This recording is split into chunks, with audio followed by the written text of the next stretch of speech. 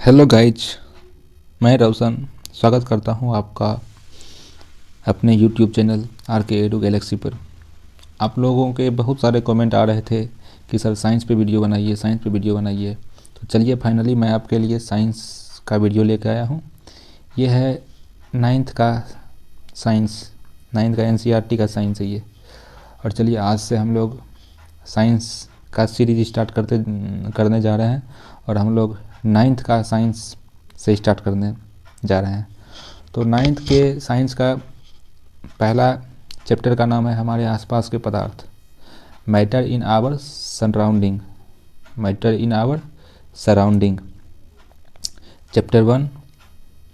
चलिए हम लोग स्टार्ट करते हैं अब। तो अध्याय के नज़र में सबसे पहले हम लोग इस चैप्टर में कैसे पढ़ेंगे, वही है यहाँ पे अध्याय के नज़र में। तो चलिए सबसे पहले हम लोग पढ़ेंगे पदार्थ के बारे में कि पदार्थ को मुख्यतः 3 भागों में बांटा गया है। ये इधर हो गया ठोस, ये हो गया द्रव और ये हो गया गैस। यानी पदार्थ को 3 भागों में बांटा गया है, ठोस, द्रव और गैस। फिर हम लोग पढ़ेंगे कि ठोस का निश्चित आकार होता है जबकि द्रव का कोई निश्चित आकार नहीं होता है। उसके बाद फिर हम लोग पढ़ेंगे कि गैस का भी अनिश्चित आकार होता है। फिर उसके बाद हम लोग आगे पढ़ेंगे कि ठोस का निश्चित आयतन होता है, द्रव का भी निश्चित आयतन होता है, लेकिन गैस का अनिश्चित आयतन होता है। उसके बाद फिर हम लोग पढ़ेंगे कि ठोस में बहाव का गुण नहीं होता है, द्रव में बहाव का गुण होता है, फिर गैस में भी बहाव का गुण होता है। उसके बाद फिर हम लोग पढ़ेंगे आगे कि ठोस के कण बहुत पास पास होते हैं और फिर द्रव के कण के बीच में कुछ रिक्त स्थान होता है, यानी ठोस के अपेक्षा इसमें ज़्यादा गैप होता है। और गैस के कणों में ज़्यादा रिक्त स्थान होता है, यानी गैस के कणों में सबसे ज़्यादा रिक्त स्थान होता है। गैस के कणों में सबसे ज़्यादा रिक्त स्थान होता है। उसके बाद फिर हम लोग पढ़ेंगे कि ठोस की संपीडिता नगण्य होती है। संपीडिता का अर्थ होता है, ये जो संपीडिता है, संपीडिता का अर्थ होता है दबने लायक। संपीडिता का होता है मतलब दबने लायक, दबने लायक, यानी कि ठोस जो होता है ना के बराबर दबता है।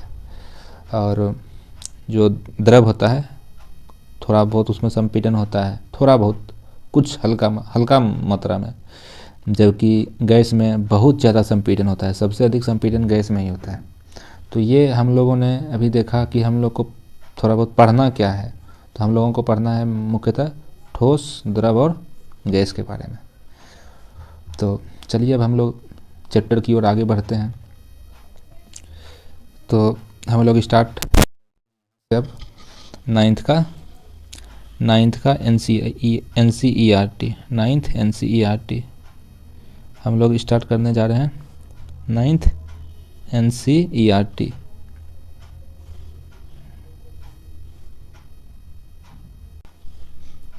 Ninth NCERT. तो चलिए अब हम लोग स्टार्ट करते हैं। सबसे पहले हम लोग पदार्थ के बारे में समझते हैं कि पदार्थ क्या है, पदार्थ किसे कहते हैं। तो सबसे पहले हम लोग पदार्थ के बारे में समझते हैं। विश्व में प्रत्येक वस्तु जिस सामग्री से बनी है उसे पदार्थ कहा जाता है और हमारे आसपास विद्यमान हर वस्तु में पदार्थ है। अब पदार्थ के बारे में हम लोग समझते हैं कि विश्व में प्रत्येक वस्तु जिस सामग्री से बनी है पदार्थ है। जैसे हमारे हाथ में अभी पेन है, तो पेन एक प्रकार का पदार्थ है। यहाँ बेड है, यहाँ बुक है, यहाँ खिड़की है, यहाँ टेबल है। जितनी भी चीज़ों को हम देख रहे हैं सभी पदार्थ है। यानी दुनिया में जितनी भी वस्तुएं हैं हम सभी को पदार्थ कहेंगे। उसके बाद पदार्थ का कुछ गुण है, पदार्थ के गुणों को देखते हैं। पदार्थ स्थान घेरता है। पदार्थ का एक गुण क्या हो गया कि पदार्थ स्थान घेरता है। इसका द्रव्यमान होता है। तो किसी भी वस्तु को अगर हम देखते हैं, जैसे हमारे हाथ में पेन है, पास में पुस्तक रखा हुआ है, टेबल है, कुर्सी है, बेड है, सभी में क्या होता है, कुछ द्रव्यमान होता है। और ये सभी चीज़ें कुछ न कुछ स्थान भी घेरता है। जैसे हमारे हाथ में जो पेन है, पेन भी कुछ स्थान घेर रहा है। हमारे हाथ में जो पेन है उसका कुछ द्रव्यमान भी है। तो जो भी पदार्थ होते हैं उनका कुछ द्रव्यमान भी होता है और वो कुछ स्थान भी घेरती है।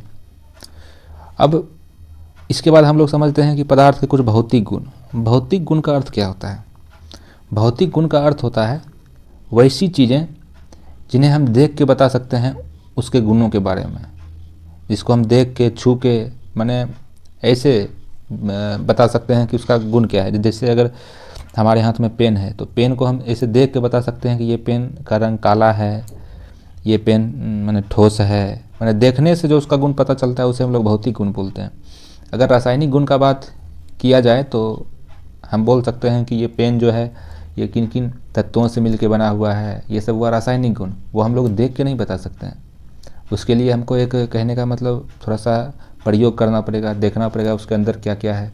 तो हम लोग नॉर्मली ऐसे हम लोग नहीं बता सकते उसके बारे में। तो चलिए हम लोग देखते हैं पदार्थ के भौतिक गुण। भौतिक गुण का मतलब जो पदार्थ का गुण दिखता है बाहर से उसको हम लोग बोलते हैं भौतिक गुण। तो पदार्थ का भौतिक गुण हो गया कि पदार्थ कणों का बना होता है। पदार्थ किसका बना होता है? पदार्थ कणों का बना होता है। यह सतत नहीं होता है। सतत नहीं होने का मतलब क्या हुआ? यह सतत नहीं होता है इसका मतलब ये हुआ ये एकदम एक ही चीज़ से नहीं बना हुआ होता है। जैसे मेरे हाथ में पेन है तो पेन एक पेन है, तो ये पूरा पेन मैंने पूरा समूचे पेन नहीं है, इसमें बहुत सारे छोटे छोटे कण हैं। मान लीजिए अगर किसी के पास कह सकते हैं कि पुस्तक है तो पुस्तक के अंदर बहुत सारा पेज है, तो वो जो पेज है तो पूरा सलग पेज नहीं है, वो छोटे छोटे कणों से मिलकर वो पूरा पेज बना हुआ है। फिर बहुत सारे पेज से एक पुस्तक बना हुआ है। तो हम अगर एक पेज का ही बात करें, ये पेज है तो ये पेज बहुत सारे छोटे छोटे कणों से मिलकर ये पूरा पेज बना हुआ है, बहुत सारे छोटे छोटे कणों से। तो कह सकते हैं कि ये भी कोई भी पदार्थ जो होता है वो सतत नहीं होता है। वो क्या होता है? सतत नहीं होता है, वो छोटे छोटे कणों से मिलकर बना होता है। और पदार्थ के कण अत्यंत छोटे होते हैं। जो पदार्थ के कण होते हैं वो बहुत छोटे होते हैं, इतने छोटे होते हैं कि हम लोग उसे आँखों से नहीं देख सकते हैं। उसके बाद फिर हम लोग देखते हैं पदार्थ के कणों के अभिलाक्षणिक गुण। जो पदार्थ होते हैं उनके कणों के अभिलाक्षणिक गुण। पदार्थ के कण निरंतर गति करते रहते हैं। जो पदार्थ के कण होते हैं वो हमेशा गतिशील रहते हैं, वो हमेशा गति करते रहते हैं, यानी उसके पास गतिज ऊर्जा होती है। कोई भी चीज़ जो गति करता है उसके पास गतिज ऊर्जा तो रहेगी ही। गतिज ऊर्जा किसे कहते हैं? अब आपके मन में आ रहा होगा कि गतिज ऊर्जा किसे कहते हैं। तो देखिए गतिज ऊर्जा के बारे में समझते हैं कि गतिज ऊर्जा किसे कहेंगे। कोई भी वस्तु अगर गति में है तो उनके अंदर कुछ ऊर्जा आ जाता है, उससे ही हम लोग बोलते हैं गतिज ऊर्जा। एक होता है स्थितिज ऊर्जा, एक क्या होता है? स्थितिज ऊर्जा, और एक होता है गतिज ऊर्जा। तो किसी भी वस्तु की स्थिति के कारण जो उसमें ऊर्जा होता है उसे हम लोग बोलते हैं स्थितिज ऊर्जा, और किसी वस्तु के कारण जो उसमें किसी वस्तु की गति के कारण जो उसमें ऊर्जा होता है उससे हम लोग क्या बोलते हैं? स्थितिज ऊर्जा। जैसे मान लिया जाए कोई अगर दौड़ रहा है, कोई क्या है? कोई अगर दौड़ रहा है, कोई अगर दौड़ रहा है, अगर दौड़ रहा है तो उसके दौड़ने के कारण उसमें कुछ ऊर्जा आता है, तो उसे ही हम लोग बोलते हैं गतिज ऊर्जा। जैसे अगर हम खड़े हैं और कोई व्यक्ति आराम से आ रहा है और हमसे टकरा गया तो उसको कम चोट लगेगा, लेकिन वही व्यक्ति अगर और तेज़ी से दौड़ते हुए आ रहा है और वो हमसे टकरा गया तो उसको ज़्यादा चोट लगेगा। क्यों? क्योंकि उसकी गति तो बाद में ज़्यादा थी, और जो पहले जो वो धीरे धीरे आ रहा था और वो हमसे टकराया और उसको कम चोट लगा। क्यों कम चोट लगा? क्योंकि उसकी गति ऊर्जा जो थी पहले कम थी, यानी कि गति ऊर्जा के कारण हमको ज़्यादा चोट लगा, ज़्यादा गति ऊर्जा उसका था, इसीलिए। तो हम इतना बात बताएं आपको, हम सिर्फ गति ऊर्जा पर, यानी गति ऊर्जा क्या होता है? किसी भी वस्तु की गति के कारण जो उसमें ऊर्जा होती है उसे ही हम लोग क्या बोलते हैं? गतिज ऊर्जा। अब इसके बाद हम लोग समझते हैं तापमान बढ़ने से कणों की गतिज ऊर्जा तेज हो जाती है। यानी अगर हम किसी भी वस्तु का तापमान बढ़ाएंगे तो उसकी गतिज ऊर्जा क्या होगी? तेज हो जाएगी, यानी कि उसकी गतिज ऊर्जा बढ़ जाएगी। जब किसी भी वस्तु का गति अगर बढ़ जाएगा तो उसका गतिज ऊर्जा भी क्या होगा? बढ़ेगा ही। उसके बाद फिर पदार्थ के कणों के बीच रिक्त स्थान होता है। हम तो अभी पढ़े ही कि कोई भी पदार्थ है तो उसके कणों के बीच क्या होता है? रिक्त स्थान होता है। मान लीजिए कि ये कोई कागज़ की सीट है, ये कोई कागज़ की सीट है, तो ये क्या होता है? ये जो कागज़ की सीट है ये भी क्या होता है? बहुत सारे कणों से मिलकर बना हुआ है, बहुत सारे कणों से मिलकर बना हुआ है। तो ये कण के बीच में क्या होता है? खाली स्थान होता है। क्या होता है इसके बीच में? खाली स्थान होता है, खाली स्थान होता है। तो उसी खाली स्थान को हम लोग, उसी खाली स्थान के बारे में हम लोग बात कर रहे हैं। कोई भी कण होता है तो उसके बीच क्या होता है? खाली स्थान होता है। उसके बाद है कि जब हम चाय, कॉफ़ी, नींबू पानी बनाते हैं तो एक तरह के पदार्थ के कण दूसरे तरह के पदार्थ के कणों के बीच उपस्थित रिक्त स्थान में समावेशित हो जाते हैं। इससे पता चलता है कि पदार्थ के कणों के बीच पर्याप्त रिक्त स्थान होता है। चलिए इसको समझते हैं। इसको समझने के लिए सिंपली हम लोग एक प्रयोग को समझते हैं। देखिए, कभी आप लोगों ने कौवा और वो प्यासा कौवा का कहानी सुने होंगे कि एक कौवा को बहुत प्यास लगी, एक घड़ा, चलिए घड़ा तो ये तो घड़ा मग बन गया, चलिए मगे पर समझते हैं। हम बना रहे थे घड़ा, ये बन गया मग। क्या कीजिएगा, इतना अच्छा कलाकार हम हैं कि बता नहीं सकते हैं। देखिए, बना रहे थे घड़ा और बन गया मग। क्या कीजिएगा, चलिए समझते हैं इसी के बारे में, मग के ही बारे में। ये मग में पानी है, यहाँ तक पानी है, ठीक। और हम लोग प्यासा कौवा का कहानी सुने थे एक बार कि एक कौवा को प्यास लगा था और वो कौवा प्यास के मारे इधर उधर घूम रहा था, यानी प्यास के मारे इधर उधर बौख रहा था। देसी भाषा में उसको बौखना बोलते हैं। बौखना का मतलब भटकना। तो अब वो क्या करे तो उसे एक घड़ा दिखाई पड़ा और घड़ा में क्या था ना, पानी का स्तर थोड़ा नीचे था, पानी का जो लेयर था वो थोड़ा नीचे था। तो कौवा क्या किया, कौवा थोड़ा चालाक था, वो क्या किया, इधर उधर से वो बहुत सारा कंकड़ उठा के लेकर आया और वो इस घड़े के अंदर, माने उस घड़े में डालने लगा। तो जब कंकड़ अंदर गया, पानी में गया, तो पानी का स्तर थोड़ा ऊपर उठा और कौवा का चोंच आराम से वहाँ तक मैंने पहुँच गया। देसी भाषा में बोलेंगे, आप लोग को समझ में आ जाए, बच्चा लोग हैं आप लोग, तो उसका चोंच वहाँ तक जूम गया। जूमना माने पहुँचना। तो चोंच वहाँ तक जूम गया तो वो आराम से पानी पी लिया। तो उसी प्रकार से वो तो कंकड़ था। कंकड़ क्या होता है ना कि पानी में वो पिघल माने गलता नहीं है। अगर पानी में डालेंगे तो वो पानी वो जो जहाँ भी डालेंगे, या तो मग में डाले या घड़ा में डाले, तो वो घड़ा के नीचे क्या हुआ, कंकड़ बैठ गया। लेकिन अगर हम लोग अगर कोई गिलास है और गिलास में, देखिए गिलास बना रहे हैं, फिर ना कुछ डेगची बन जाए। गिलास है, चलिए ये तो गिलास बन गया। गिलास में क्या किए, हम थोड़ा सा चीनी डाल दिए। क्या किए, थोड़ा सा चीनी डाल दिए। और जब चीनी डालते हैं तो हम कुछ समय के पश्चात देखते हैं कि ये चीनी क्या हुआ, गल गया। और चीनी गलने के बाद ये पूर्णतः पानी में घुल गया। और अगर हम चीनी डालने से पहले पानी का स्तर को हम लोग अच्छे से माने देख लें, या गिलास में ही टिक लगा दें जहाँ तक पानी का स्तर है, और उसके बाद फिर हम लोग उसमें 2 चम्मच 4 चम्मच 5 चम्मच चीनी डालने के बाद फिर हम स्तर को देखते हैं, तो पानी के स्तर में कोई भी बढ़ोतरी नहीं होता है। तो भाई चीनी गया कहाँ, आखिर वो चीनी गया कहाँ? तो हम लोग जानते हैं कि वो चीनी कहाँ गया। वो चीनी कहाँ गया, देखिए ये जो पानी है इसको थोड़ा सा हम जो है ना जूम करके देखते हैं। देखिए मेरे पास जो है ना 576 मेगापिक्सल का कैमरा है, उससे देखिए हम जूम करके देख रहे हैं पानी को, ठीक है ना। ये जो पानी है ना, ये पानी के कण है, ठीक है ना। तो पानी के कण के बीच में देख रहे हैं यहाँ यहाँ यहाँ यहाँ हर जगह क्या है, खाली स्थान है। क्योंकि हमको पता है कि कणों के बीच क्या होता है, कोई भी पदार्थ का जो कण होता है उसके बीच क्या होता है, रिक्त स्थान होता है। तो ये जो खाली स्थान है इसी में क्या आ गया है, हर जगह जहाँ खाली स्थान है चीनी के कण यहाँ आके समा गए। तो हम लोग देखते हैं कि जो भी हम गिलास में अगर हम चीनी को घोल रहे हैं तो चीनी के कण क्या होता है, इस गिलास में जो पानी के कण है उसके बीच में आके समा जाता है। और इसीलिए इसका गिलास में जो पानी का स्तर है वो बढ़ता नहीं है। लेकिन अगर हम इसमें कंकड़ डालें, पत्थर डालें, तो इसका पानी का स्तर क्या होगा, ऊपर आ जाएगा। पानी का स्तर ऊपर आ जाएगा। ऊपर क्यों आएगा, क्योंकि कंकड़ जो है पानी में गलता नहीं है। इसीलिए अगर पानी में गल जाएगा तो वो कंकड़ भी क्या होगा, पानी के जो कणों के बीच रिक्त स्थान होता है उसमें आके समा जाएगा। लेकिन कंकड़ के साथ ऐसा नहीं होता है, इसलिए पानी का स्तर ऊपर आ जाता है। समझे? अगर आपको थोड़ी सी भी अगर कहीं भी प्रॉब्लम हो तो आप नीचे कमेंट में अपना प्रॉब्लम को शेयर कीजिएगा, हम ज़रूर उसका जवाब देने का प्रयास करेंगे। और यही बात यहाँ पे बोल रहा था कि जब हम चाय, कॉफ़ी या नींबू पानी बनाते हैं तो एक तरह के पदार्थ के कण दूसरे पदार्थ के कणों के बीच उपस्थित रिक्त स्थान में समावेशित हो जाते हैं। इससे पता चलता है कि पदार्थ के कणों के बीच रिक्त स्थान होता है। और नीचे इसी चीज़ को चित्र के द्वारा यहाँ पे समझा दिया गया है इसमें। तो चलिए अब हम लोग अगले टॉपिक को समझते हैं। पदार्थ के कण एक दूसरे को आकर्षित करते हैं। जो पदार्थ के कण होते हैं वो एक दूसरे को क्या करते हैं, आकर्षित करते हैं। जैसे मान लिया जाए ये कोई बर्तन है, इसमें पानी भरा हुआ है, पानी के ये कण है, ठीक है। अब इस पानी के कण क्या है, ये दोनों कण आपस में ये कण इसको आकर्षित करेंगे, ये जो कण है ये इस कण को आकर्षित करेंगे। ये थोड़ा गिजबिज हो गया, देखो इसको हम अच्छे से समझते हैं, इसको हम अच्छे से समझते हैं। एक मिनट, साइंस है ना, ये कोई जीके नहीं है, इसको समझने की आवश्यकता है, इसको रटने की आवश्यकता नहीं है। देखिए ना, आपको साइंस से प्यार हो जाएगा, आप बोलेंगे कि वाह साइंस अगर पढ़ो तो ऐसे पढ़ो, वरना पढ़ो ही मत।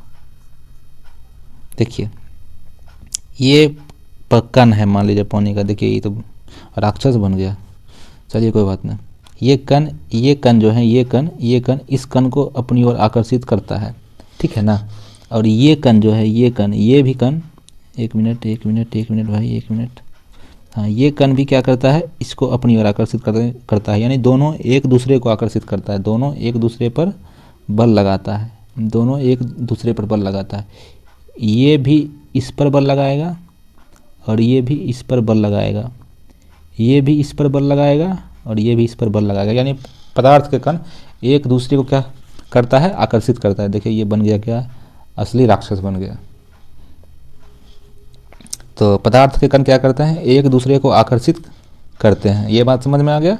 कोई भी पदार्थ के कण हो वो एक दूसरे को आकर्षित करते हैं। जब हम पानी के नल को खोलते हैं, और पानी की धार को अपनी उंगली से तोड़ते हैं, अपनी उंगली से तोड़ने की कोशिश करते हैं, तो क्या वह धार टूट जाती है? नहीं, क्योंकि पानी के कण की धार जो है वो जुड़ी रहती है। इसका मतलब यह है कि पानी के कण एक दूसरे के साथ आकर्षण बल से जुड़े होते हैं। देखिए इसको हम लोग समझते हैं। कभी आपने ऐसा करके देखा कि नल जो है, ये मान लीजिए कि नल बना रहे हैं, देखिए हम क्या है ना, उतना अच्छा हम क्या हैं, ये नहीं है, कलाकार नहीं है, इसलिए थोड़ा बहुत गलती होगा तो मैनेज कीजिएगा। चलिए देखते हैं पानी का जो ये होता है, देख रहे हैं कितना अच्छा बना दिए नल, लग रहा है झरना, क्या बोलते हैं जो ना चाय बनाने वाला केतली का लग रहा है ये थी। तो ये जो है पानी से गिर रहा है। तो यहाँ पे हम लोग बचपन में किए थे, यहाँ बीच में हम लोग यहाँ पे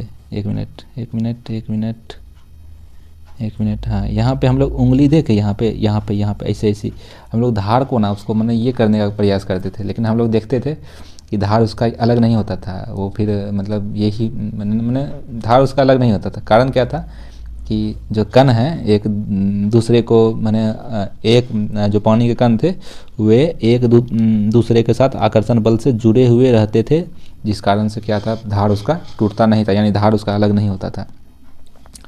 अब देखिए इसके बाद देखते हैं कि पदार्थ के कण जो होते हैं, जो पदार्थ के कण होते हैं, ये इस पॉइंट को देखिए, जो पदार्थ के कण होते हैं उसके बीच एक रिक्त स्थान होता है। ये बहुत इम्पोर्टेंट है। ये देखिए, ये जो अभी बता रहे हैं ना हम आपको, ये चीज़ 11th तक काम आएगा।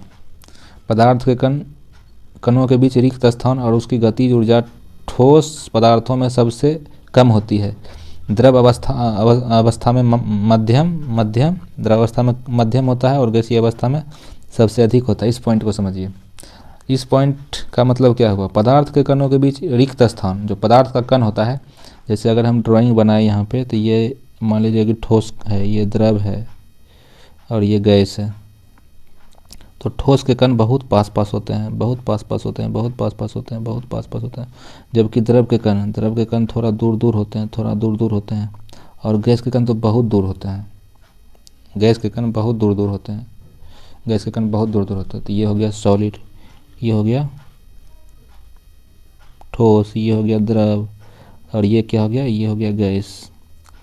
ठोस, द्रव और गैस। तो यही बात यहाँ बोल रहा है कि पदार्थ के कणों के बीच का रिक्त स्थान, पदार्थ के कणों का जो रिक्त स्थान होता है, पदार्थ के कणों के बीच का रिक्त स्थान और उसकी गतिज ऊर्जा ठोस पदार्थों में सबसे अधिक होती है। गतिज ऊर्जा ठोस पदार्थों में सबसे कम होती है ना। हाँ ठीक है।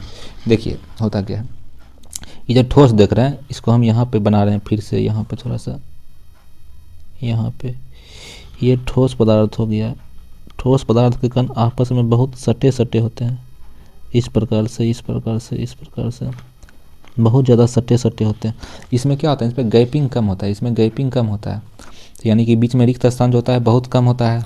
और उनकी गति जो जब गैपिंग कम होता है और इनके बीच आकर्षण बल सबसे मजबूत होता है, इसके बीच का आकर्षण बल जो होता है वो सबसे मजबूत होता है।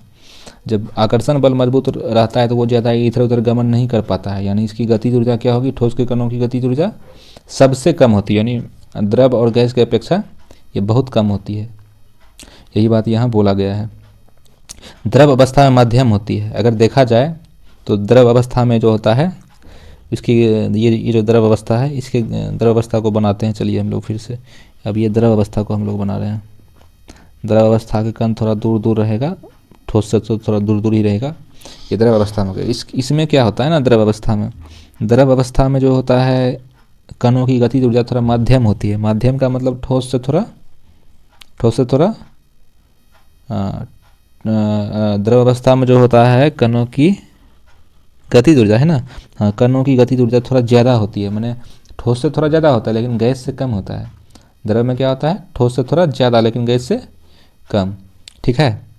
और द्रव अवस्था, मध्यम और गैसीय अवस्था में कहाँ थे हम जी, हाँ मध्यम, और हाँ, और गैसीय अवस्था में क्या होता है, ये गैसीय अवस्था है। देखिए गैसीय अवस्था का एक कण यहाँ रहेगा तो एक कण यहाँ रहेगा, बहुत दूर दूर पे होता है।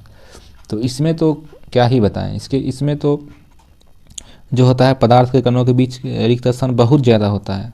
इसमें तो थोड़ा मैंने ठोस से थोड़ा ज़्यादा होता है लेकिन गैस से थोड़ा कम होता है, लेकिन इस गैस में सबसे ज़्यादा होता है रिक्त स्थान, सबसे ज़्यादा होता है रिक्त स्थान।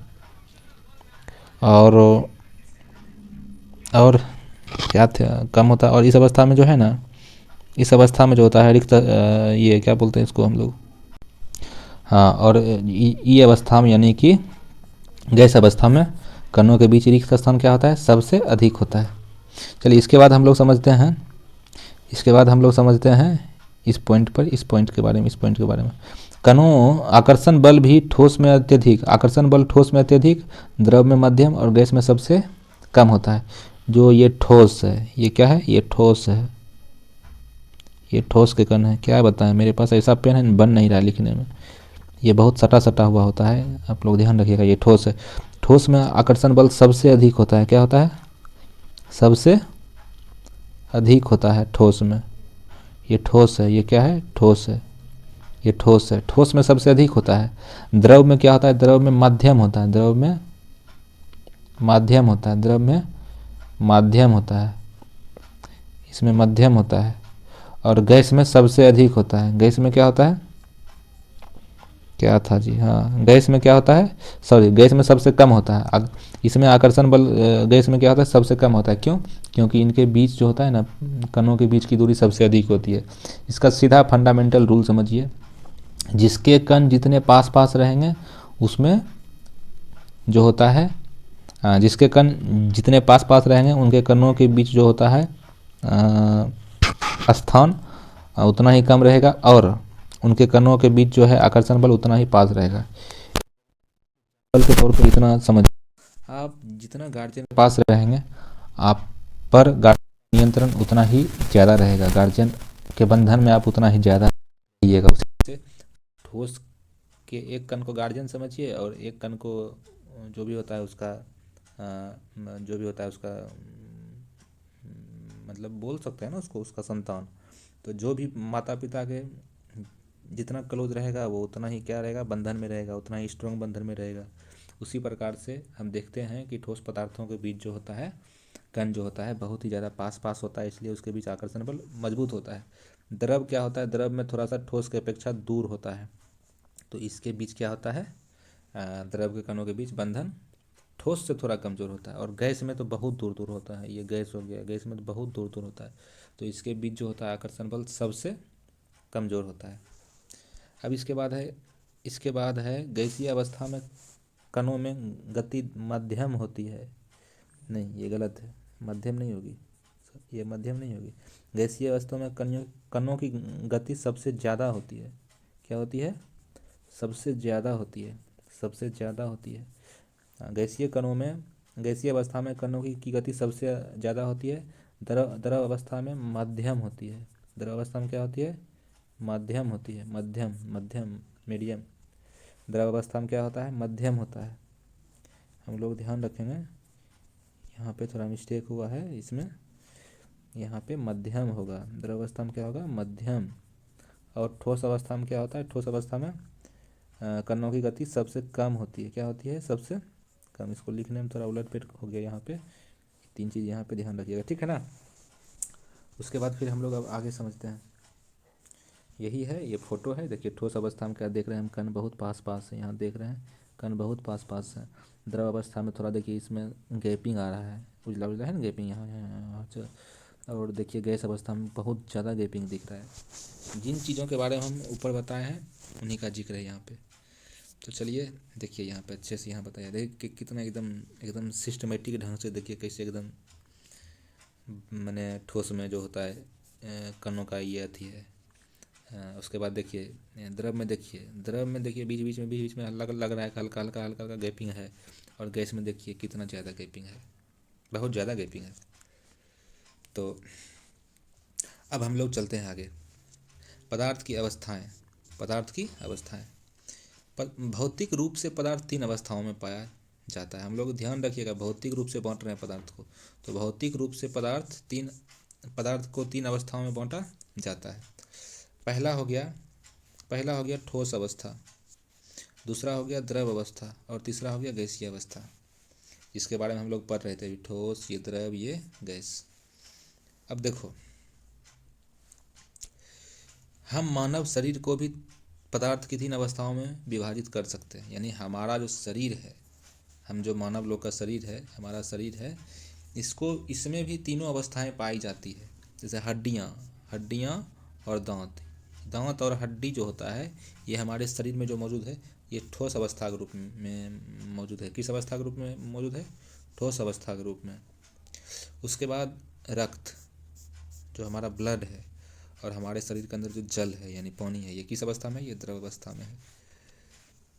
इसके बाद फेफड़ों में हवा जो हमारे शरीर में जो नाक के द्वारा हवा हमारे फेफड़ा के अंदर जा रहा है, वो किस अवस्था में है? वो गैसीय अवस्था में हो गया। तो ये चीज़ हम लोग को जानना था।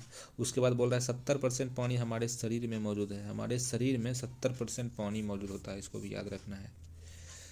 अब इसके बाद हम लोग एक एक करके पदार्थ की सभी अवस्थाओं के बारे में पढ़ेंगे। चलिए शुरू करते हैं। पहली अवस्था पदार्थ का, ठोस अवस्था से। पदार्थ की पहली अवस्था क्या है? ठोस अवस्था। चलिए ठोस अवस्था के बारे में सबसे पहले पढ़ते हैं। इसका एक निश्चित आकार होता है। क्या होता है? इसका एक निश्चित आकार होता है। यानी ठोस का जो है एक निश्चित आकार होता है। जैसे समझते हैं, अगर कोई पेन है, जैसे हमारे पास तो पेन है, तो हम पेन का ही अभी एग्जांपल ज़्यादा दे रहे हैं। ये पेन है, ठीक है ना। ये क्या है? ये एक पेन है, ये एक पेन है। तो पेन का एक निश्चित आकार होता है। अगर पेन ये है तो ये ऐसा ही रहेगा। ऐसा नहीं कि आज ऐसा है और 1 घंटा के बाद इसका आकार क्या हो जाएगा? चेंज हो जाएगा। नहीं, ऐसा नहीं होता है। ठोस जो भी होता है उसका एक निश्चित आकार होता है, ठीक है। पेन का ठोस का कोई आकार बदलता नहीं है। अगर पेन ऐसा है तो ये कल भी ऐसा ही रहेगा, परसों भी ऐसा रहेगा, ऐसा ही रहेगा, जब तक कि इस पर कोई बाहरी बल या बाहर से इस पर कोई प्रकार का ये नहीं हो, ठीक है ना। ठोस की स्पष्ट सीमाएं होती है। स्पष्ट सीमाएं का मतलब ये जो सीमा है, इधर जो हम लोग सीमा देख रहे हैं यहाँ पे, ये वाला सीमा, ये बाहरी सीमा, ये इसका स्पष्ट सीमा है कि यहाँ तक ठोस है और इधर यहाँ तक है, तो यहाँ तक ही रहेगा। लेकिन पानी को हम देख रहे हैं, पानी बह रहा है, अभी इसका सीमा यहाँ तक आ रहा है, कुछ समय बाद ये बह के उधर भी पसर जाएगा। उससे मैंने सीमा इसका बढ़ भी सकता है, घट भी सकता है। तो द्रव का कोई निश्चित सीमा नहीं होता, लेकिन ठोस का सीमा फिक्स है कि अगर ठोस यहाँ तक है तो यहीं तक रहेगा। अगर पेन है ये इस टाइप से यहाँ तक सीमा है इसका, तो यहीं तक रहेगा, ये आगे नहीं बढ़ेगा। यही बात बताया गया था। इसके बाद बोला गया है कि ठोस जो होता है, ठोस इसका निश्चित या स्थिर आयतन होता है। निश्चित या स्थिर आयतन होता है। अब इसके बारे में समझते हैं कि निश्चित या स्थिर आयतन का मतलब क्या हुआ। निश्चित का मतलब हुआ कि आयतन इसका फिक्स है, आयतन इसका बदलता नहीं है। और स्थिर का मतलब भी वही हुआ। अब आप लोगों के मन में आ रहा होगा कि आयतन क्या होता है, आयतन क्या होता है। बहुत बच्चों को कन्फ्यूज़न होता है आयतन को लेके। तो आयतन समझते हैं। मान लिया जाए कि ये कोई ईंट है, क्या है, ये कोई ईंट है, ये कोई ईंट है, ठीक है ना, ये कोई ईंट है। तो ईंट का ये मान लीजिए कि इसको हम लोग ऊंचाई मान लिए, ये लंबाई मान लिए और ये चौड़ाई मान लिए, ठीक। इसका जो चौड़ाई है, लंबाई है और ऊंचाई है, तीनों को गुना करने पर जो मान मुझे निकल के आएगा, यानी L गुना B गुना H। L का मतलब हो गया लेंथ, यानी ये हो गया लंबाई, ये हो गया चौड़ाई और ये हो गया ऊंचाई। ये तीनों को गुना करने पर किसी भी वस्तु के लंबाई, चौड़ाई और ऊंचाई के को गुना करने के बाद जो मान निकल के आता है वही उसका आयतन होता है, ठीक है ना। यानी ये जितना लंबाई और जितना चौड़ाई और जितना ऊंचाई घेरे हुए हैं उन्हीं सब का गुणनफल जो होता है उसका आयतन कहलाता है। तो इसका आयतन क्या होता है, इसका आयतन फिक्स होता है, इसका आयतन बदलता नहीं है। मतलब हुआ कि जो होता है क्या बोलते हैं उसको, ठोस का आयतन फिक्स होता है, वो कभी बदलता नहीं है। इसके बाद हम लोग देखते हैं कि इसकी संपीड्यता नगण्य होती है। संपीड्यता का अर्थ होता है जिसको हम लोग दबा सकते हैं, वो होता है संपीड्यता। तो क्या आप को ईंट पत्थर को दबा सकते हैं? नहीं दबा सकते हैं। इसीलिए बोल रहा है कि इसकी संपीड्यता क्या होती है, नगण्य होती है। ये दृढ़ होते हैं। दृढ़ का मतलब क्या हुआ, दृढ़ का मतलब हो गया कठोर। दृढ़ का मतलब क्या हो गया, दृढ़ का मतलब हो गया कठोर। तो ये जो होता है ये दृढ़ होता है, क्या, ठोस। ठोस दृढ़ होता है, यानी ये ठोस कठोर होता है। अब कुछ हम लोग उदाहरण को समझते हैं। उदाहरण में क्या बताया गया, देखिए, देखते हैं इसको हम लोग। बल लगाने से रबर बैंड का आकार बदल जाता है। क्या होता है, बदल जाता है। लेकिन अगर हम बल हटा लेंगे तो पुनः अपने ये मूल आकार में आ जाएगा। अगर अत्यधिक बल लगाया जाए तो रबर बैंड टूट जाता है। देखिए, रबर बैंड का मतलब वो कोई रबर है, ठीक है, मतलब ये रबर है। तो बाराती राती कभी गए होंगे तो पैकेट मिला होगा, और पैकेटवा को खोलने के लिए, सॉरी, पैकेटवा को बांधने के लिए ना रबर होता है। अब आप लोग हंसिएगा कि सर रबर के बारे में बता रहे हैं, रबर क्या, मुझे नहीं पता, बता दे रहा हूँ थोड़ा बहुत, आपको भी मज़ा आएगा बीच में, थोड़ा बहुत जो भी हो। तो ये रबर जो है, इसको जब हम खींचते हैं तो ये खिंचाता है, और एक अति मैंने एक स्थिति ऐसा आता है कि अगर हम उसको और ज़्यादा खींच देंगे तो ये टूट जाएगा। तो टूट जाएगा, इसका मतलब ये नहीं समझिए कि ये रबर अगर अपनी, मैंने कहने का मतलब ये हुआ स्थिति को बदल रहा है। कहने का मतलब स्थिति को बदलने का मतलब ये हुआ कि इसको खींचने पर इसका लंबाई बढ़ रहा है, यानी कि इसका जो बताए थे ठोस का कि एक निश्चित सीमा होता है, अगर सीमा इसका बढ़ रहा है तो ये ठोस नहीं हुआ। नहीं, ये सब अपवाद में आता है। अगर हम इसको खींच लिए, ठीक, अगर हम इसको छोड़ देंगे ये पुनः अपने जो इसका साइड है उस साइड में आ जाएगा। तो इसीलिए ये भी एक प्रकार का क्या हो गया, ये भी एक प्रकार का ठोस ही हुआ, ठीक है ना। तो ये सब अपवाद में आता है, उसी के बारे में यहाँ पे बताया गया है। तो इसी के बारे में यहाँ पे बताया गया है। उसके बाद ये जो होता है, ठोस पदार्थों में कणों की गति ऊर्जा न्यूनतम होती है। क्या होता है, न्यूनतम होता है। इसलिए ठोस पदार्थों का एक निश्चित और दृढ़ आकार होता है। इसका मतलब समझे, इसका मतलब ये हुआ कि उसकी गतिज ऊर्जा, कणों की गतिज ऊर्जा, ठोसों के कणों की गतिज ऊर्जा न्यूनतम होती है। गतिज ऊर्जा तो न्यूनतम रहेगा ही, क्योंकि उनके कण क्या होते हैं, बहुत पास पास होते हैं। जब कण बहुत पास पास रहेंगे तो उनके बीच जो बंधन होता है, वो बंधन क्या होगा, बहुत ही स्ट्रॉन्ग रहेगा। जब बंधन स्ट्रॉन्ग रहेगा तो वो कहीं इधर उधर गति नहीं कर सकता है। जब इधर उधर गति नहीं करेगा तो उनके कणों के बीच की गति ऊर्जा क्या होगी, अधिकतम तो होगी ही, ज़्यादा तो होगी ही, सॉरी, उनके कणों की गति ऊर्जा क्या होगी, कम होगी, क्योंकि वो इधर उधर गति नहीं कर पाएंगे। तो वही बात यहाँ बताया गया है कि ठोस पदार्थों में कणों की गतिज ऊर्जा न्यूनतम होती है, सबसे कम होती है। इसलिए ठोस पदार्थों का एक निश्चित और दृढ़ आकार होता है। इसीलिए इसका आकार क्या होता है, निश्चित, यानी फिक्स होता है। और ये मजबूत, मैंने क्या बोलते हैं उसको, ठोस होता है, कठोर होता है। इसीलिए ठोस पदार्थ क्या होता है, कठोर होता है, क्योंकि उसके कण इधर उधर गमन नहीं कर पाते हैं। शर्करा का मतलब होता है चीनी वगैरह। तो शर्करा और नमक जिस बर्तन में रखे जाते हैं उसी बर्तन का आकार लेते हैं, लेकिन ये ठोस पदार्थ हैं क्योंकि क्रिस्टलों का आकार वही रहता है। इसका मतलब समझिए, हम लोगों ने पढ़ा था कि निश्चित आकार होता है ठोस का, और ये मतलब अपना आकार नहीं बदलता है। लेकिन नमक को, चीनी को देखते हैं कि जिस डब्बा में, जिस बर्तन में इसको रखा जाए वो उसी का आकार ग्रहण कर लेता है। तो ये सब अपवाद में आ गया। मतलब आप उसका क्रिस्टल का आकार थोड़े ना बदल पा रहे हैं। बहुत सारा क्रिस्टल मिला के भले कोई डब्बा का आकार ले ले, कोई बर्तन का आकार ले ले, लेकिन आप जो एक क्रिस्टल का आकार होता है, ये क्रिस्टल का आकार है चीनी का, आप उसको थोड़े ना बदल सकते हैं, आप उसको नहीं बदल सकते हैं। क्रिस्टल का आकार जो है वही है। तो ये हो गया ठोस ही हुआ, लेकिन ये अपवाद में ये सब आता है, इसको ध्यान में रखना है। उसके बाद हम लोग देखते हैं कि हाथ से दबाकर स्पंज को काफ़ी हद तक हम लोग संपीड़ित कर सकते हैं। स्पंज होता है ना, छिद्र टाइप का होता है बहुत सारा इसे, तो उसको हम लोग हाथ से दबाएंगे तो दबता है बहुत हद तक, लेकिन फिर भी यह ठोस है। इसको और कुछ नहीं मानिएगा कि ये दब गया तो ये ठोस के गुण को फॉलो नहीं कर रहा है, ये ठोस नहीं हुआ, ये सब गलत है। ये दब रहा है फिर भी ये ठोस है, ये सब अपवाद में आता है। कारण यह है कि स्पंज के छिद्रों में हवा भरी होती है। जो स्पंज होता है इसके छिद्र में जो बहुत सारा छिद्र है, इसमें हवा भरा हुआ होता है, और दबाने से क्या होता है, हवा बाहर निकल जाता है। इसीलिए जब हवा बाहर निकलेगा तो ये माने दबेगा ही, इसीलिए ये दबता है। लेकिन ये क्या है, स्पंज क्या होता है, ये ठोस होता है, इसको ध्यान रखिएगा। अब इसके बाद हम लोग चलते हैं द्रव अवस्था पर। अब हम लोग किस अवस्था पर आए, द्रव अवस्था पर। इसके बारे में समझते हैं। द्रव तरल होते हैं, उनमें बहाव का गुण होता है। कोई भी जो द्रव होता है, द्रव को हम लोग बोलते हैं इंग्लिश में लिक्विड। क्या बोलते हैं, लिक्विड। लिक्विड नाम सुनिए समझ गए होंगे कि क्या होता है द्रव।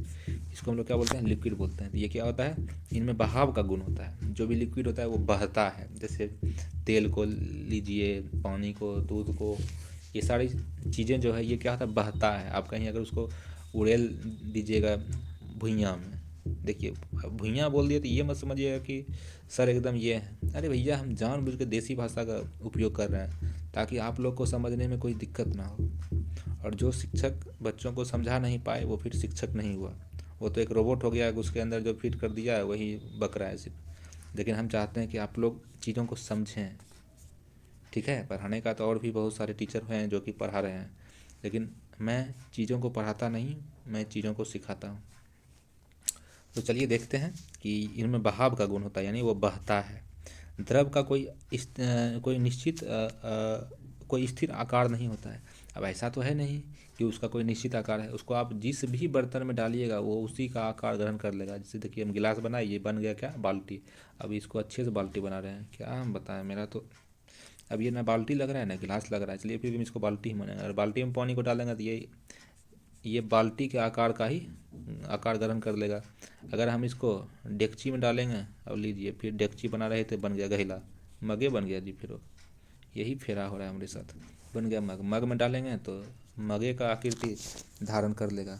यानी द्रव का कोई स्थिर आकार नहीं होता, इसे जिस बर्तन में रखेंगे वो उसी का आकार ग्रहण कर लेगा। द्रव का निश्चित आयतन होता है, जो द्रव होता है उसका एक निश्चित आयतन होता है। आप चाहे इसमें डालिए, ये बाल्टी में डालिए, या फिर ये मग में डालिए, आयतन उसका फिक्स रहेगा। अगर इसमें इसका ऊंचाई बढ़ेगा तो इसका क्या होगा, चौड़ाई या लंबाई में कमी आएगा। इसमें अगर चौड़ाई बढ़ेगा तो ऊंचाई या लंबाई में कमी आएगा, ठीक है ना। लेकिन आयतन अगर गुना करेंगे दोनों का, तीनों को, लंबाई, चौड़ाई और ऊंचाई को, वही उतना ही पानी इसमें डालेंगे, उतना ही पानी इसमें डालेंगे, तो आयतन दोनों का क्या आएगा, गुना करने के बाद बराबर आएगा। आपको विश्वास नहीं हो तो किसी भी चीज़ में आप प्रयोग करके देख सकते हैं। तो वही बात बोला गया कि द्रव का निश्चित आयतन होता है। उसके बाद फिर द्रवों में बहुत कम संपीड़न होता है। जो कोई भी द्रव होता है उसको हम दबाएंगे तो बहुत कम दबेगा, ना के बराबर दबेगा। अगर आपको यकीन ना हो तो सिरिंज होता है ना, सिरिंज होता है। सिरिंज तो आप लोग देखबे किए होंगे, सिरिंज तो आप लोग देखबे किए होंगे ना, सिरिंज आप लोग देखबे किए होंगे। उसमें पानी भर के पीछे से दबा के देखिएगा, आपको जो है ना पता चल जाएगा, ठीक है ना। वो आगे से इसको बंद कर लीजिएगा हाथ उंगली से, और उसके बाद पीछे से दबाइएगा पानी भर के। इसमें कुछ देखिए ये नहीं दबेगा, ना के बराबर दबेगा। तो हम कह सकते हैं कि द्रवों में जो है बहुत कम संपीड़न होता है, बहुत कम, ठीक है ना। ठोस से थोड़ा होता है ज़्यादा, लेकिन फिर भी गैस से कम ही होता है। उसके बाद हम लोग समझते हैं द्रव के कणों का आकर्षण बल उसके आयतन निश्चित रखता है। जो द्रव का जो कणों के बीच जो आकर्षण बल होता है, जो द्रव का कण है, मान लीजिए ये द्रव के कण है, तो इसके बीच जो आकर्षण बल है वही आकर्षण बल इसके आयतन को निश्चित रखता है। अब इसका आकर्षण बल इतना भी कमज़ोर ना है कि ये कण जो है, ये वाला जो कण है, इसको छोड़ कर बाहर निकल जाए, ऐसा नहीं है, ठीक है ना। ये सब गैस में होता है। द्रव में आकर्षण बल गैस से मजबूत होता है, इतना बात ध्यान रखिएगा। इसीलिए इसका आयतन क्या होता है, द्रव का आयतन निश्चित होता है। ठीक है।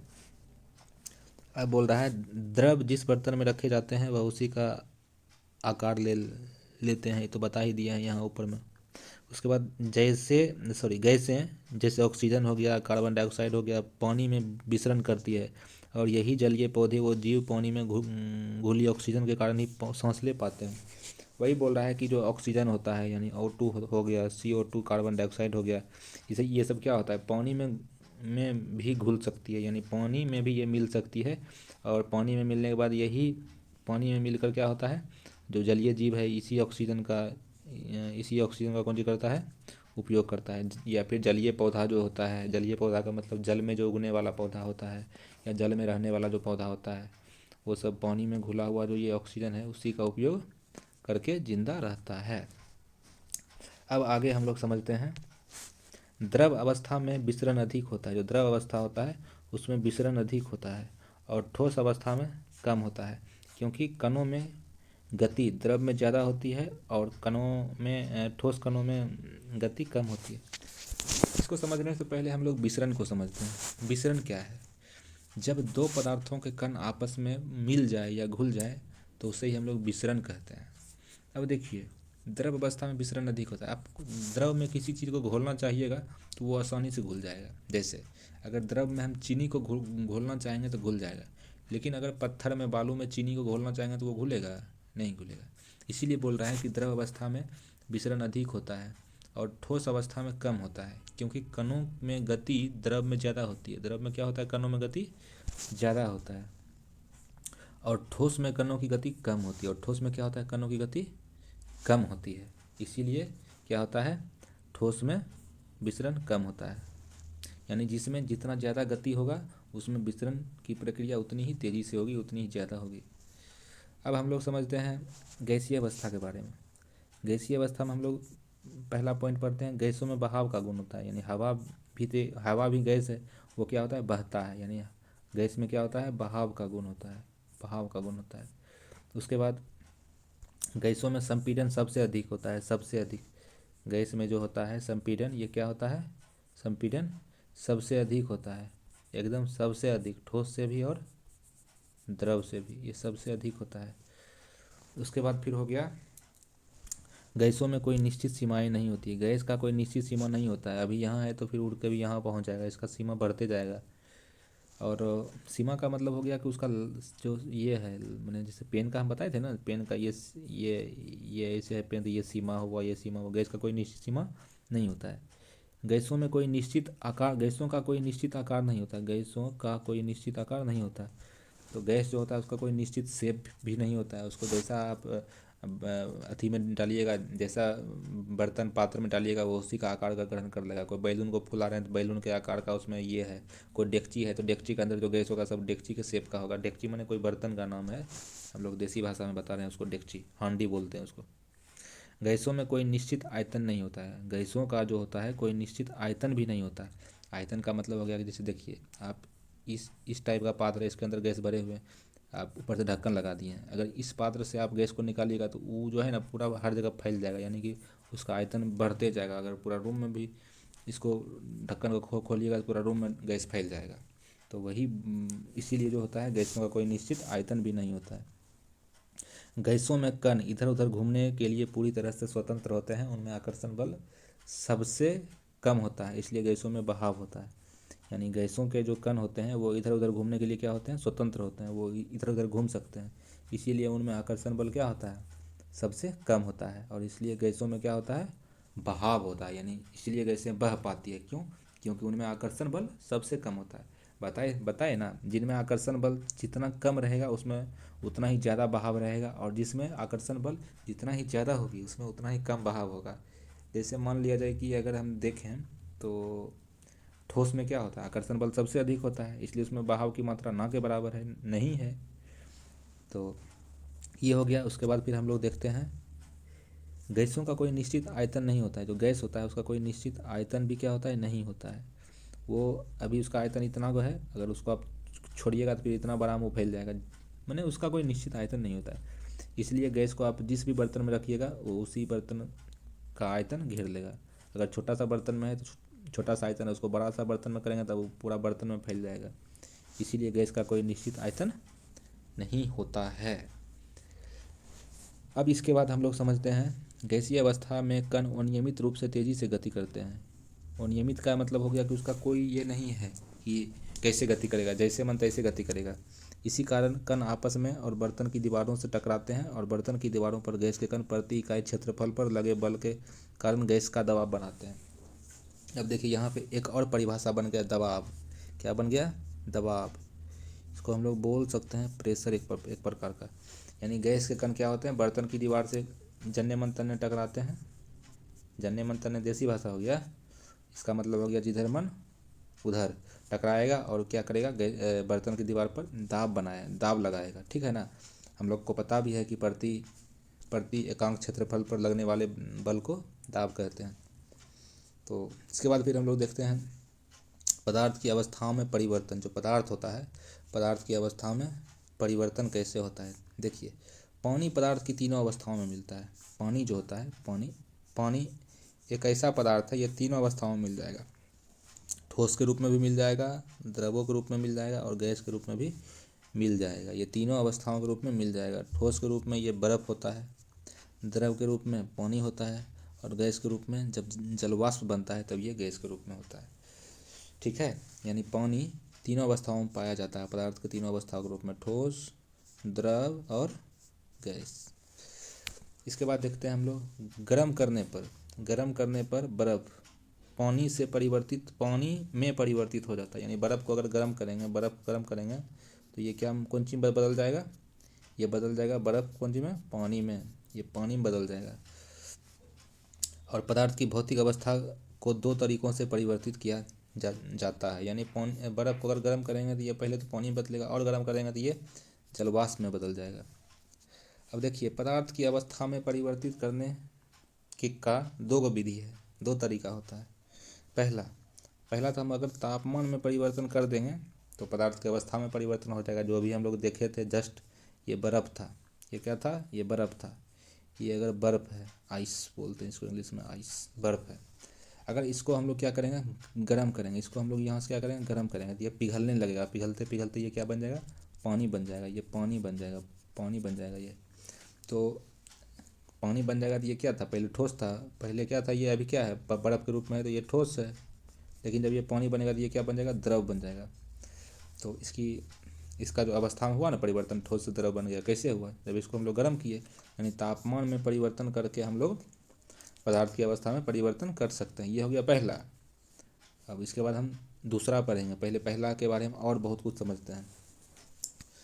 इसके बाद अब हम लोग समझते हैं गलनांक। गलनांक क्या होता है? इसको बोलते हैं इंग्लिश में मेल्टिंग पॉइंट।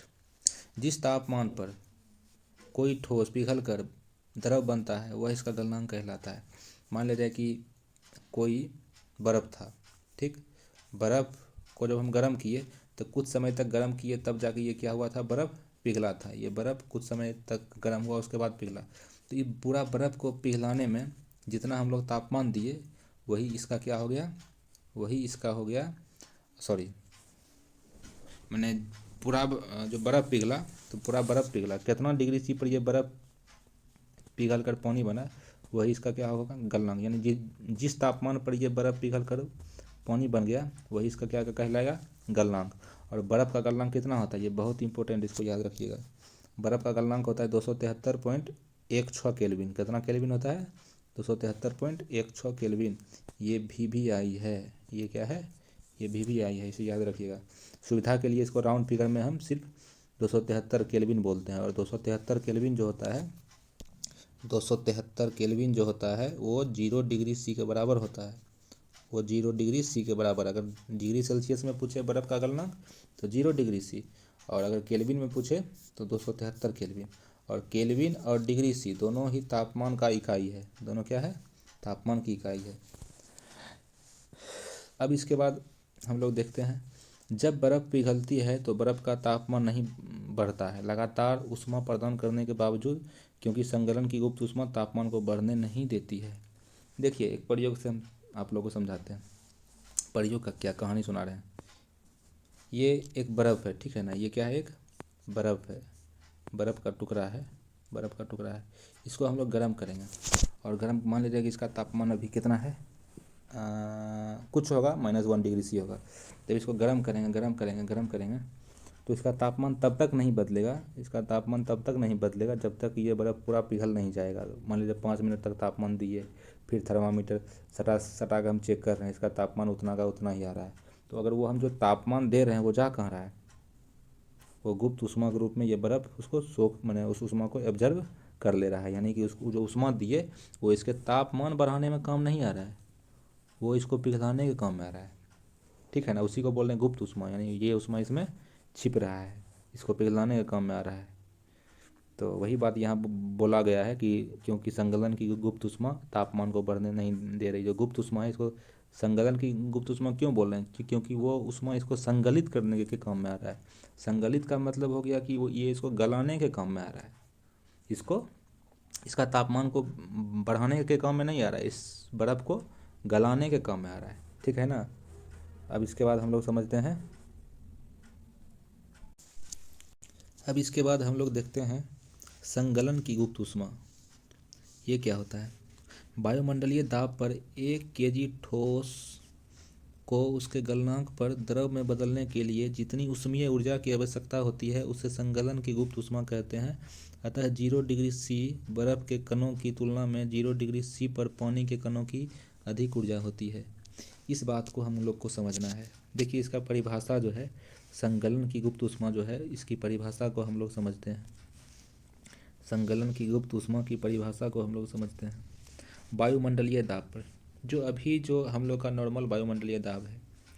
अब वायुमंडलीय दाब क्या होता है इसके बारे में पहले हम लोग समझते हैं।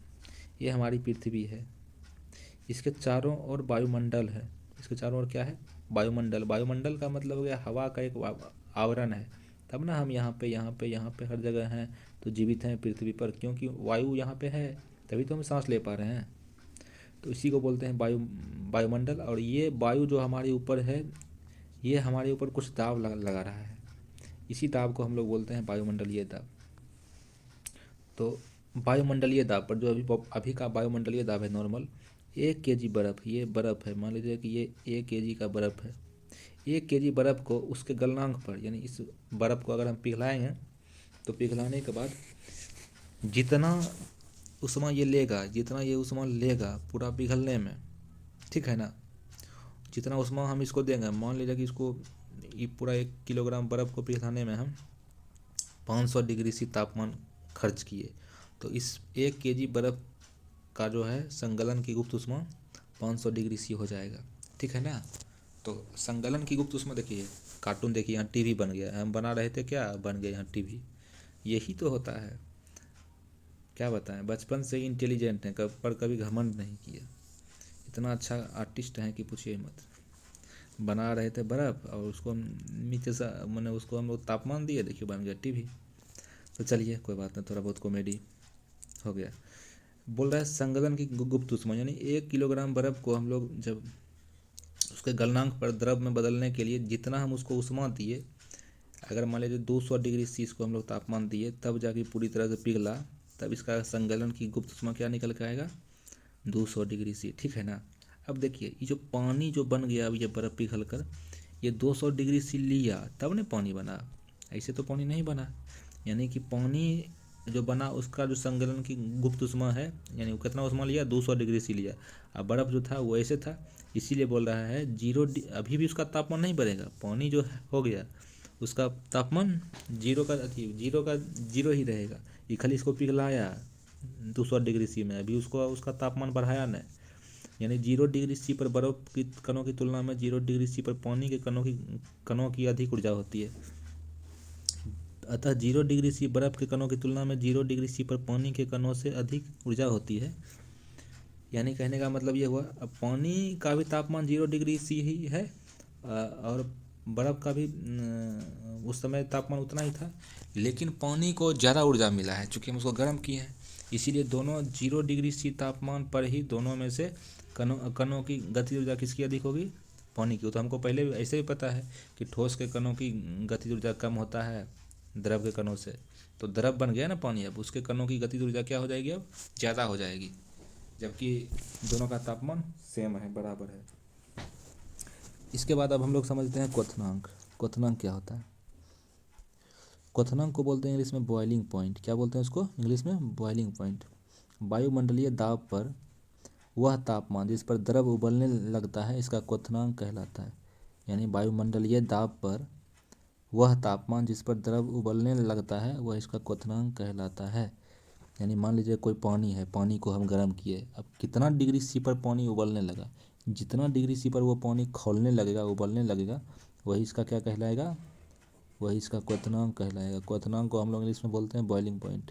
तो पानी का क्वथनांक क्या होता है? पानी कितना डिग्री सी पर खौलता है?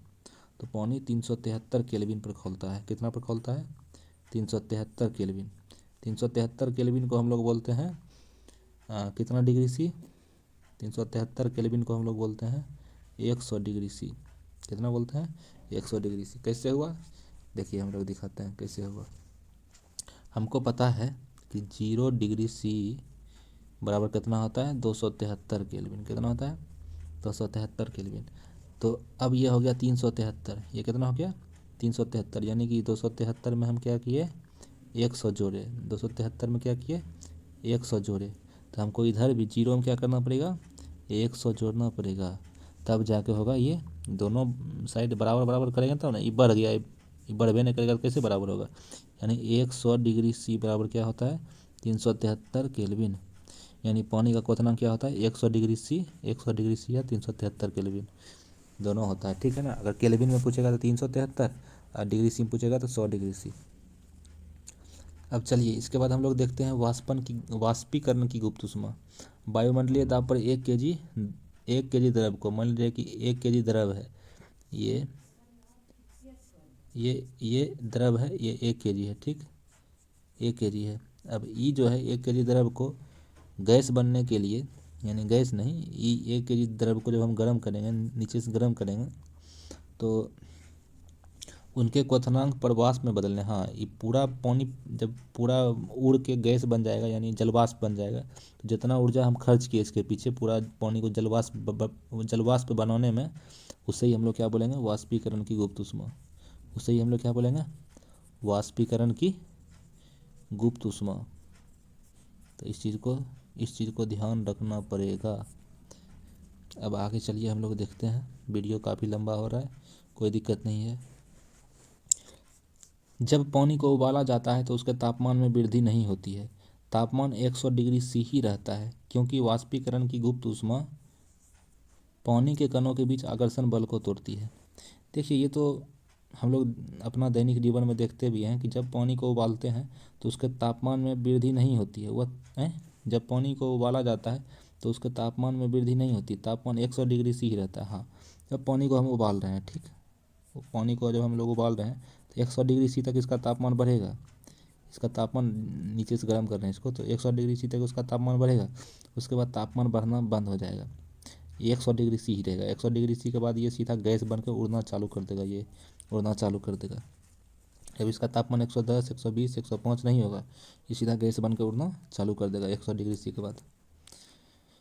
तो कहने का मतलब ये हुआ 100 डिग्री सी तक इसका तापमान बढ़ रहा है जल का। अगर मान लीजिए पहले 30 डिग्री सी था तापमान, फिर 40 होगा, फिर 50, 60, 70, 80, 90, 100 के बाद ये सीधा गैस बन के उड़ना चालू कर देगा। तो वो तापमान जो है, कहने का मतलब ये हुआ कि 100 के बाद क्या होता है, इसका जो कण जो होता है, जल का जो कण होता है, कण के बीच जो आकर्षण बल होता है उसको तोड़ने लगता है। उसके बाद आकर्षण बल को क्या करता है, ये ऊष्मा तोड़ने लगता है। इसीलिए आकर्षण बल जब टूट जाएगा तो ये क्या हो जाएगा, ये आज़ाद होने लगेगा, यानी एक दूसरे से आज़ाद हो जाएगा, यानी ये गैस बन जाएगा और ये उड़ना चालू कर देगा। अतः 100 डिग्री सी पर 100 डिग्री सी तापमान पर वाष्प के कणों में उसी तापमान पर पानी के कणों की अपेक्षा अधिक ऊर्जा होती है। अब 100 डिग्री सी तापमान है, ठीक, 100 डिग्री सी तापमान गैस का भी है और 100 डिग्री सी तापमान द्रव का भी है। तो गैस का जो होता है 100 डिग्री सी पर कणों की ऊर्जा अधिक होगी और इसकी ऊर्जा कम होगी। क्यों? क्योंकि जो गैस बन के उड़ा उसका भी तापमान 100 डिग्री सी है और इसका जो है पानी जो 100 डिग्री सी पर है उसका भी तापमान 100 डिग्री सी है। तो अब हम देख रहे हैं जब दोनों का तापमान उतना ही है, बराबरे है दोनों का, लेकिन ये गैस है तो गैस के कणों की गति ऊर्जा तो अधिक होती ही है, क्योंकि उसके कणों के बीच जो होता है आकर्षण बल गैस के कणों के बीच क्या होता है, कम होता है। ये तो सिंपल सा बात है। उसके बाद तापमान में परिवर्तन से पदार्थ की अवस्था को एक अवस्था से दूसरी अवस्था में बदला जा सकता है, जैसा कि नीचे के आरेख में दिखाया गया है। मतलब अगर हम तापमान को परिवर्तन करेंगे तो पदार्थ की अवस्था को भी बदला जा सकता है। जैसे ठोस अवस्था है, ठोस अवस्था से अगर द्रव अवस्था में बदलना है तो हमको क्या क्या करना पड़ेगा, ऊष्मा देना पड़ेगा। अगर ठोस को हम ऊष्मा देंगे यानी गर्म करेंगे तो वो द्रव अवस्था में बदल जाएगा, और द्रव अवस्था को हम अगर ऊष्मा देंगे तो वो किस अवस्था में बदल जाएगा, गैस अवस्था में बदल जाएगा। ठीक, ये हम देख रहे हैं कि तापमान में परिवर्तन किए, ठोस को का तापमान बढ़ाए तो वो द्रव बना, द्रव का तापमान बढ़ाए तो ये गैस बना। अब देखिए, गैस को अगर हम ठंडा करेंगे, गैस को हम क्या क्या करेंगे, ठंडा करेंगे तो वो फिर द्रव में बदल जाएगा, और द्रव को फिर हम ठंडा करेंगे तो वो फिर ठोस में बदल जाएगा। तो हम यहाँ देख रहे हैं कि तापमान में परिवर्तन से पदार्थ के अवस्थाओं में क्या आ रहा है, परिवर्तन आ रहा है। तो हमें ये भी ध्यान देना पड़ेगा, और ये बहुत इम्पोर्टेंट पॉइंट है, इसको आप हल्का में मत लीजिए। 25 डिग्री सी पर जल किस अवस्था में होता है, तो द्रव अवस्था में होता है। 0 डिग्री सी पर जल किस अवस्था में होता है, तो ठोस अवस्था में होता है। और 100 डिग्री सी पर जो जल होता है वो वाष्प अवस्था में, मान गैसीय अवस्था में होता है। यानी 100 डिग्री सी के बाद ये वाष्प में बदल जाएगा, 0 डिग्री सी के पहले ये बर्फ़ में रहेगा, और 25 डिग्री सी पर ये द्रव्य अवस्था में होता है, पानी। अब इसके बाद हम लोग समझते हैं ऊर्ध्वपातन। ऊर्ध्वपातन क्या होता है, कुछ ऐसे पदार्थ हैं जो द्रव अवस्था में परिवर्तित हुए बिना सीधे ठोस अवस्था में बदल जाते हैं, और कुछ ऐसे पदार्थ हैं जो द्रव अवस्था में परिवर्तित हुए बिना ठोस अवस्था में सीधे, ठोस अवस्था से सीधे गैस में और वापस ठोस में बदल जाते हैं। इस प्रक्रिया को ऊर्ध्वपातन कहते हैं। जैसे कपूर को अगर हम जलाएंगे तो क्या होगा, ये सीधा गैस बन जाएगा, जबकि हमें पता है कि ठोस पदार्थ को अगर हम लोग गर्म करेंगे तो पहले द्रव बनेगा, फिर और गर्म करेंगे तो गैस बनेगा। लेकिन कपूर क्या होता है, ये ठोस होते हुए ये सीधा गैसे में बदलेगा, द्रव में नहीं बदलेगा। तो इस प्रक्रिया को हम लोग ऊर्ध्वपातन बोलेंगे। और जो पदार्थ ऐसा होता है कि ठोस से सीधा गैस में या गैस से सीधा ठोस में आ रहा है, वैसे पदार्थ को ऊर्ध्वपातित पदार्थ कहते हैं। अब ये उदाहरण है, उदाहरण को भी चलिए हम समझाते हैं। थोड़ा सा कपूर या अमोनियम क्लोराइड, कपूर और अमोनियम क्लोराइड दोनों ऊर्ध्वपातित पदार्थ है। उसको लेकर उसका चूर्ण करके चीनी की प्याली में डालिए, इसको हम लोग चीनी का प्याली बोलते हैं। ठीक है, चीनी की प्याली में डालिए, चीनी की प्याली पर कीप को उल्टा करके रखिए। इस कीप को उसके ऊपर हम उल्टा करके रख देते हैं। कीप के सिरे पर कोई रुई यहाँ पे लगा देना है। क्यों, क्योंकि इसका वाष्प बाहर नहीं जाए, इस कीप से बाहर नहीं जाए। धीरे धीरे इसको गर्म करते हैं। हम देखेंगे कि कपूर या जो भी है अमोनियम क्लोराइड वो ठोस से सीधे गैस में बदल जाता है। कीप के भीतरी दीवार पर पदार्थ के वाष्प संघनित होते हैं। ये क्या होता है, इसके ऊपर चिपक जाएगा वो कपूर या अमोनियम क्लोराइड। फिर जब उसको ठंडा करेंगे तो फिर हमको ऊपर में चिपका हुआ मिल जाएगा अमोनियम क्लोराइड या फिर कपूर। अब हम लोग पढ़ेंगे दाब में परिवर्तन से किस प्रकार से हम लोग उसकी अवस्था में यानी पदार्थ की अवस्था में परिवर्तन ला सकते हैं। यदि हम तापमान घटाने पर सिलेंडर में गैस लेकर उसे संपीड़ित करें तो कणों के बीच की दूरी कम हो जाएगी और गैस द्रव में बदल जाएंगे। यदि हम तापमान घटाने पर सिलेंडर में गैस को लेकर उसे संपीड़ित करें, यानी कि कोई सिलेंडर है, ठीक, जैसे यहाँ पे देखिए यही वाला है, ये सिलेंडर है ये वाला। अगर इसको हम ऊपर से दाबेंगे तो इसके कण थोड़ा और पास आएगा, और दाबेंगे तो और पास आएगा। जब पास आएगा तो इसका अवस्था में क्या होगा, परिवर्तन होगा। मान लीजिए कि ये द्रव है, द्रव के कण थोड़ा इतना दूरी पर है, और गैस के कण क्या है, इतना दूरी पर है, इतना दूरी पर है, इतना दूरी पर। इसको अगर हम ऊपर से दाबेंगे इसके कण इतना पास आ सकते हैं ना। अगर इतना पास आ गया तो इसी अवस्था में आ जाएगा वो फिर, ठीक है ना। इसी प्रकार से जो एलपीजी वगैरह हमारे घर में होता है, एलपीजी, उसमें जो गैस भरा हुआ होता है इसी प्रकार से भरा हुआ होता है। यानी दाब बढ़ाकर और तापमान घटा के, यानी दाब बढ़ाना प्लस तापमान घटाना, तो गैस को द्रव में बदलना। यानी गैस को द्रव में बदलने के लिए दाब को भी बढ़ाना पड़ेगा और तापमान को भी घटाना पड़ेगा। ऐसा करके ही हम लोग क्या कर सकते हैं, गैस को द्रव में बदल सकते हैं। एलपीजी में इसी विधि से गैस को भरा जाता है। अब इसके बाद ज़्यादा दाब बढ़ाने से गैस के कण नज़दीक आ जाते हैं, ठीक है, इसीलिए तो गैस द्रव में बदल जाता है दाब बढ़ाने से। सॉलिड कार्बन डाइऑक्साइड यानी ठोस कार्बन डाइऑक्साइड, ठोस कार्बन डाइऑक्साइड जिसको हम लोग सूखा बर्फ भी बोलते हैं, उसको वापस गैसीय CO2 में बदला जा सकता है। यानी ठोस जो कार्बन डाइऑक्साइड होता है उसको फिर हम गैस में बदल सकते हैं। यानी कार्बन डाइऑक्साइड को हम लोग ठोस में पहले बदले थे, फिर हम वापस गैस में बदल सकते हैं बिना द्रव अवस्था में बदले। इसके लिए हमको क्या क्या करना पड़ेगा, दाब को घटाकर 1 एटमॉस्फेयर करना पड़ेगा। 1 एटमॉस्फेयर अगर हम दाब हाँ उसका दाब को घटा के कर दिए तो फिर वो क्या होगा, ठोस कार्बन डाइऑक्साइड जो है वो द्रव में हाँ वो फिर गैस में बदल जाएगा बिना द्रव में बदले। अब देखिए ड्राई आइस यानी शुष्क बर्फ, यानी क्या, शुष्क बर्फ।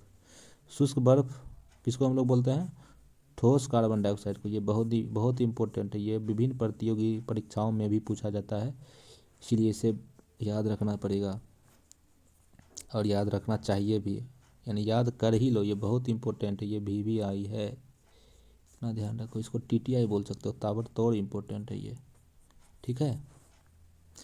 अब आगे देखते हैं हम लोग। दाब और तापमान के प्रभाव से पदार्थ की तीनों अवस्थाओं का अंतरा रूपांतरण इस प्रकार है। यानी दाब और तापमान के प्रभाव से पदार्थों को हम लोग तीनों रूप में बदल सकते हैं। अगर ठोस है, ठीक, ठोस से अगर ये सीधे गैस में बदला तो हम लोग इसको बोलेंगे ऊर्ध्वपातन, और अगर ये गैस से सीधे द्रव में बदला तो हम लोग इसको बोलेंगे संघनन, और ये द्रव से सीधे ठोस में बदला तो इसको हम लोग बोलेंगे जमना, ठीक है। अब अगर ये ठोस से द्रव में बदलता है जिसको बोलते हैं संगलन, द्रव से गैस में बदलता है जिसको बोलते हैं वाष्पीकरण, और गैस से सीधे ठोस में बदलता है तो ऊर्ध्वपातन। उसी का ये फिगर है जो सब बता रहे हैं। अब इसके बाद हम लोग समझते हैं वाष्पीकरण क्या होता है। एक ऐसी सतही प्रक्रिया जिसमें द्रव पदार्थों में सतह के कण क्वथनांक से नीचे किसी भी तापमान पर वाष्प में बदलने लगते हैं, ऐसी प्रक्रिया को वाष्पीकरण कहते हैं। अब कुछ बच्चों को कन्फ्यूजन होता है कि सर वाष्पन और वाष्पीकरण एक ही है, तो मैं बच्चों को समझा देना चाह रहा हूँ, वाष्पीकरण और वाष्पन दोनों अलग अलग है। देखिए यहाँ क्या लिखा हुआ है, NCERT है, ये कोई एरा गैरा बुक नहीं है, NCERT है, इसलिए इसको हम लोग गलत करने से पहले 1000 बार हम लोग को सोचना पड़ेगा। थोड़ा बहुत मिस्टेक होता है लिखने में, लेकिन इतना बड़ा मिस्टेक नहीं होगा। वाष्पीकरण और वाष्पन में क्या अंतर होता है। वाष्पीकरण जो होता है, अगर मान लीजिए जल का वाष्पीकरण देखना है तो 100 डिग्री C क्वथनांक है इस जल का, तो 100 डिग्री C से पहले जो पानी अथी में बन रहा है, माने कहने का मतलब वाष्प में बदल रहा है, तो वो हो गया वाष्पीकरण। अगर जो 100 डिग्री C के बाद जो पानी वाष्प में बदलेगा वो हो गया उसका वाष्पन।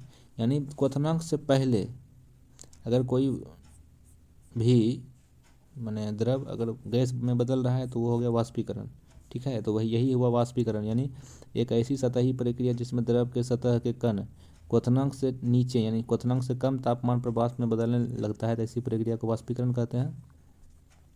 सतह पर उपस्थित कणों में उच्च गतिज ऊर्जा के कारण वे अन्य कणों के आकर्षण बल से मुक्त हो जाते हैं और इसी कारण से वाष्प में बदल जाते हैं।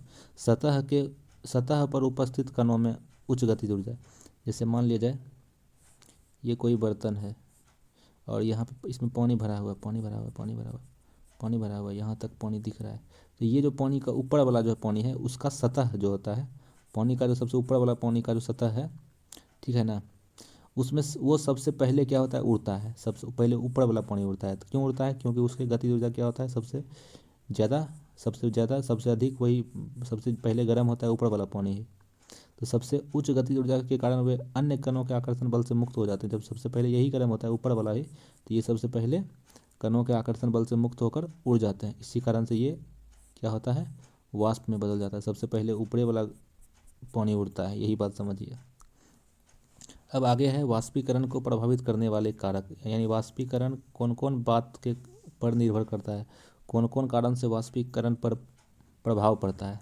सतही क्षेत्रफल बढ़ाने से वाष्पीकरण की दर बढ़ जाती है। अगर कोई गिलास है, गिलास में अगर पानी रखा हुआ है तो वो धीरे धीरे वाष्पित होगा। जबकि कोई इस टाइप का बड़ा सा बर्तन फैला हुआ बर्तन है तो उसमें तेज़ी से वाष्पीकरण होगा। क्यों, क्योंकि इसका सतह छोटा सा है और इसका सतह पानी का पानी जो इसमें है उसका सतह बड़ा है, यानी सतही क्षेत्रफल जितना अधिक होगा वाष्पीकरण उतना ही तेज़ी से होता है। तापमान में वृद्धि, जितना अधिक तापमान देंगे जकरा में वो उतना ही तेज़ी से क्या होगा, वाष्पीकरण होगा। अगर तेज़ी से अगर हम लोग इसको जितना तेज़ी से गर्म करेंगे, जितना ज़्यादा तापमान देंगे उतना ही जल्दी जल्दी ये माने वाष्पीकरण इसका पानी का होगा। आर्द्रता, आर्द्रता का मतलब होता है नमी। आर्द्रता का मतलब क्या होता है, नमी। नमी जितना कम रहेगा वाष्पीकरण की दर उतनी ही तेज़ी से बढ़ जाती है, ठीक है ना। तापमान बढ़ाने से वाष्पीकरण की दर तो होइए आर्द्रता। अगर हवा में आर्द्रता है तो वाष्पीकरण की दर घट जाती है। आर्द्रता का मतलब नमी। ठंडी, ठंडी के टाइम में कपड़ा देर से सूखता है, काहे कि ठंडी के टाइम में आर्द्रता ज़्यादा होता है, यानी नमी ज़्यादा होता है इसीलिए। यानी कि नमी अगर हवा में ज़्यादा है तो वाष्पीकरण की दर घट जाती है। ज़्यादा आर्द्रता कम वाष्पीकरण। अगर आर्द्रता जो है, अगर आर्द्रता ज़्यादा रहेगा तो वाष्पीकरण क्या हो जाएगा, कम हो जाएगा, यानी धीमा हो जाएगा। इसके बाद हो गया वायु की गति। अगर वायु की गति बढ़ जाती है तो वाष्पीकरण की दर भी बढ़ जाती है। हम लोग देखते हैं कि जब हवा चलता है तो कपड़ा तेज़ी से सूखता है। क्यों, क्योंकि वायु की गति अगर तेज़ होगी, वायु की गति क्या होगी, वायु की गति तेज़ होगी तो वाष्पीकरण भी क्या होगा, तेज़ी से होगा। वाष्पीकरण, अब इसके बाद देखते हैं वाष्पीकरण से शीतलता क्यों उत्पन्न होती है। वाष्पीकरण की प्रक्रिया के दौरान लुप्त हुई ऊर्जा को पुनः प्राप्त करने के लिए द्रव के कण अपने आसपास के वातावरण से ऊर्जा अवशोषित करता है। इस अवशोषण के कारण वातावरण शीतल हो जाता है। यानी होता क्या है, जब वाष्पीकरण होता है यानी यहाँ से उड़ता है पानी द्रव बन के ऊपर से, तो वो क्या होता है, वो होता क्या है, फिर वहाँ पर जो ऊर्जा ख़त्म हुआ है उसको, ऊर्जा को पूरा करने के लिए आसपास से हीट को क्या करता है, ऊर्जा को अवशोषित किया जाता है। और इस अवशोषण के कारण यहाँ से जब अवशोषण होगा ऊर्जा, यहाँ से अवशोषण होगा ऊर्जा, तो उसी कारण यहाँ शीतलता है, यानी ठंडक महसूस होता है। अब इसके बाद उदाहरण देखिए, अगर हम एसीटोन को हाथ पर डालते हैं तो एसीटोन हमारे हाथ पर ऊष्मा लेकर वाष्प में परिवर्तित हो जाता है, इसी कारण हाथ पर हमें ठंडक महसूस होती है।